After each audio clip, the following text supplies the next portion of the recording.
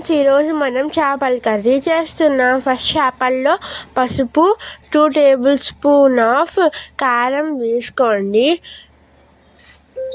వేసుకున్న తర్వాత మీ టేస్ట్కి తగినంత సాల్ట్ కూడా వేసుకోండి. వేసుకున్న తర్వాత కొంచెం అల్లం వెల్లుల్లి పేస్ట్ వేసుకోండి. నెక్స్ట్ ఆయిల్ వేసుకోండి, తగినంత ఆయిల్ వేసుకోండి.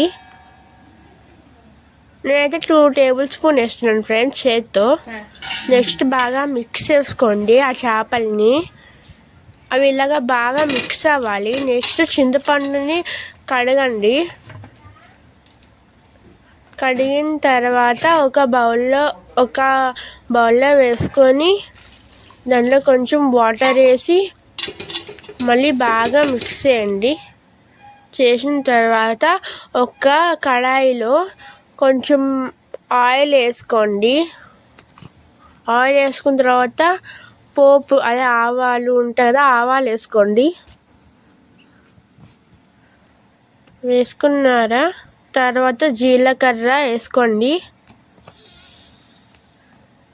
అవి బాగా ఉడికించిన తర్వాత దాంట్లో కొంచెం కరివేపాకు వేయండి. నెక్స్ట్ పచ్చిమిరపకాయలు బాగా కట్ చేసినవి. నెక్స్ట్ ఉల్లిపాయ పేస్ట్ వేసుకోండి. బాగా మిక్స్ చేసుకోండి అవన్నిటిని.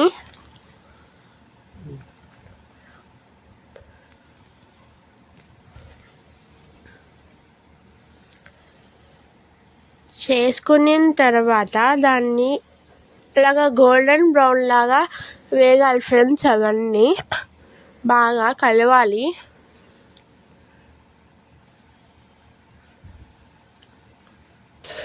తర్వాత మనము అల్లం వెల్లుల్లి పేస్ట్ వేసుకోండి ఫ్రెండ్స్ తగినంత. నెక్స్ట్ టమోటా పల్పు ఉంటుంది కదా, మిక్సీ పట్టుకొని వేసుకోండి మంచిగా.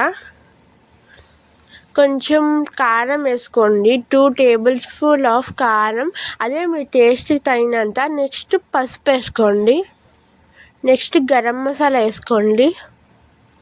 వేసుకున్న తర్వాత అవన్నీ మిక్స్ అయిన తర్వాత మనం ఇందాకే ఉడకబెట్టుకున్న చేపల్ని దాంట్లో వేసుకోండి ఫ్రెండ్స్. అవి బాగా మిక్స్ చేయండి. అవన్నీ కలిసేంత వరకు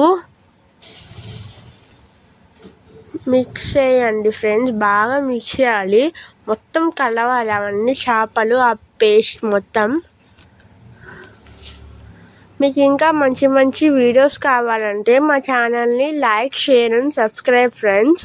మీకు ఇంకా మంచి మంచి వీడియోస్ పెడతాము, కంటెంట్ ఉన్న వీడియోస్.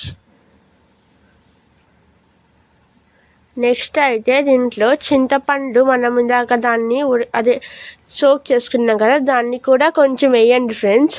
నెక్స్ట్ మామిడికాయ ముక్కలు వేయండి.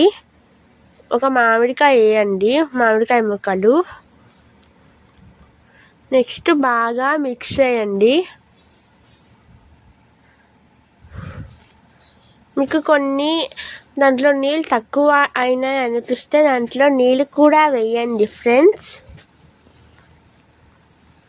నెక్స్ట్ దాంట్లో ధనియాల పొడి వేయండి మీకు తగినంత. నెక్స్ట్ ఇక్కడ మళ్ళీ ఉప్పు సరిపోలేదంటే ఉప్పు కూడా వేస్తున్నాము. నెక్స్ట్ బాగా కలపండి చేత్తో తిప్పుతూ. నెక్స్ట్ మూత పెట్టేయండి. ఇలా మంచిగా బాయిల్ అవుతున్నప్పుడు దాని మీద కొంచెం కొరియాండర్ వేయాలి. కొరియాండర్ ఈజ్ నథింగ్ బట్ కొంచెం కొత్తిమీర వేయండి దాంట్లో. ఇంకా అది బాగా మిక్స్ చేయండి. చేస్తే అది రెడీ అయిపోతుంది.